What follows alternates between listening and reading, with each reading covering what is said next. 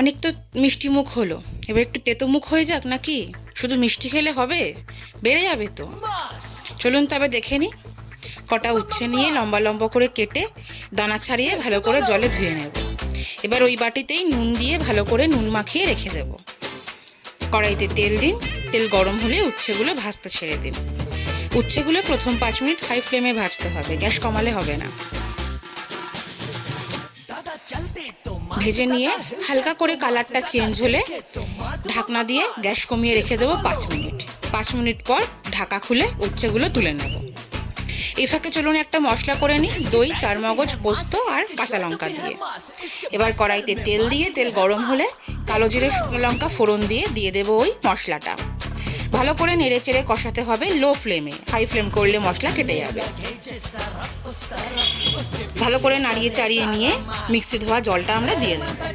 দিয়ে জলের সাথে ভালো করে মশলা মিশিয়ে নিয়ে আবারও একবার ফুটিয়ে নিয়ে দিয়ে দিতে হবে স্বাদ মতো নুন আর 1 চামচ পরিমাণ চিনি।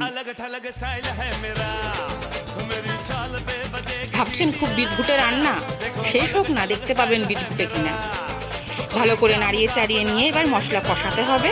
মশলা কষে ঠিক মশলার ওপর থেকে এরকম তেল ছেড়ে এলে এবার বুঝতে হবে জলের পালা। দিয়ে দিতে হবে পরিমাণ মতো জল, তবে একদমই বেশি জল দেওয়া যাবে না, এটা ঝোলঝোল হবে না, হবে গামাখা। এবার জল দিয়ে গ্যাসটাকে হাই ফ্লেমে করে ফুটিয়ে নিতে হবে। ফুটে গিয়ে ঠিক এরকম ঘনত্ব চলে এলে এবার দিয়ে দিতে হবে ওই ভেজে রাখা উচ্ছেগুলো দিয়ে ভালো করে মিশিয়ে নিয়ে লো ফ্লেমে রেখে ঢাকনা দিয়ে রেখে দিতে হবে 7 মিনিট। ব্যাস, এবার 7 মিনিট পর ঢাকনা খুলুন।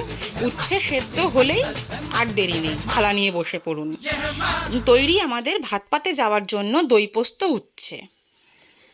যাদের বিদঘুটে লাগছে তাদেরকে বলছি, বানিয়ে খাবেন আর জানাবেন কেমন লাগলো।